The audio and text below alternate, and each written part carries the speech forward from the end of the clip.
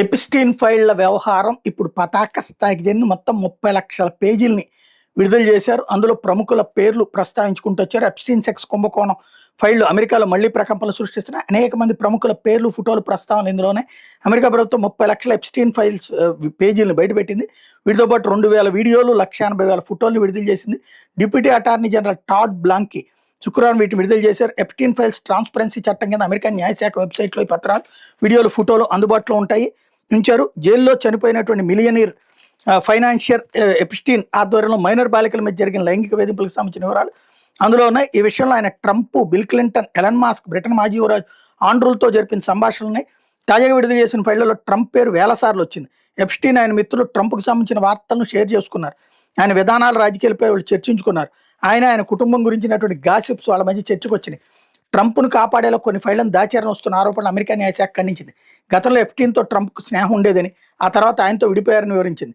Mount బాటన్ వెండ్సర్, Britain మాజీ యువరాజు Andrew పేరుతో ఈ ఫైళ్లలో వందల సార్లు ఉంది. కొన్ని సందర్భాల్లో వార్తల క్లిప్పింగ్లో కొన్నిసార్లు ఎప్స్టీన్ ఈమెయిల్, ప్రైవేట్ సంభాషణలో డిన్నర్ అతిథుల్లో జాబితాలో ఉంది. ఎప్స్టీన్ ఫైళ్లలోని చిత్రాలు, మహిళతో ఆండ్రూ ఉన్న చిత్రాలు బయటకు వచ్చినాయి. గుర్తుదేలిని మహిళలు, లగ్జరీ అపార్ట్మెంట్లు, హోటళ్లు, విల్లాల్లో ఉన్న చిత్రాలు బయటకు వచ్చినాయి.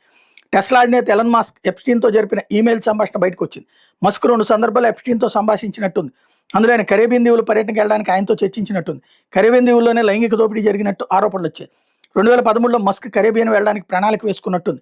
ట్రంప్ మొదటిసారి అధ్యక్షుడిగా పనిచేసినప్పుడు శ్వేతసౌధం వ్యూహకర్తగా ఉన్న స్టీవ్ బానన్ ఎప్స్టీన్తో సంభాషించారు. 2019లో తనకు రోమ్ నుంచి విమానం ఏర్పాటు చేయగలరని ఎప్స్టీన్ అడిగారు. తాను ఫ్రాన్స్లో ఉన్నానని, మా వాళ్ళు తీసుకొస్తారని, డిన్నర్కి రావాలని ఎప్స్టీన్ కోరారు. ఆ తర్వాత డిన్నర్కు బానన్ హాజరైంది లేనిది తెలియలేదు. అమెరికా మాజీ అధ్యక్షుడు ఒబామా జనరల్ కౌన్సిల్ క్యాథీ రోమ్లర్తో ఎప్స్టీన్ పలుమార్లు సంభాషణలు జరిపారు. ట్రంప్ను మాఫియా తరహా వ్యక్తి అని డెమోక్రాట్లు ప్రచారం చేయకుండా చూడాలని రోమ్లర్ని ఎప్స్టీన్ ఒక ఈమెయిల్లో సూచించారు. ఎప్స్టీన్ ఫైళ్లలో మైక్రోసాఫ్ట్ సహ వ్యవస్థాపకుడు బిల్ గేట్స్ పేరు ప్రస్తావనకు వచ్చింది. రష్యన్ మహిళలతో ఆయన లైంగిక సంబంధాలు నేర్పారని, అందువల్ల ఆయన సుఖవ్యాధుల బారిన పడ్డారని ఎప్స్టీన్ ఆరోపణలు చేశాడు. ఆ తర్వాత తనతో ఉన్న 6 ఏళ్ల స్నేహాన్ని గేట్స్ తెంచుకున్నారని వెల్లడించారు. ఈ ఆరోపణలు గేట్స్ బృందం ఖండించింది. భారతీయ దర్శకురాలు మీరా నాయర్ ఓ సినిమా కోసం లైంగిక ఆరోపణల కేసులో దోషైన మ్యాక్స్వెల్కి చెందిన టౌన్ హౌస్లో జరిగిన పార్టీకి హాజరయ్యారని ఎప్స్టీన్ ఫైళ్లలో ఉంది.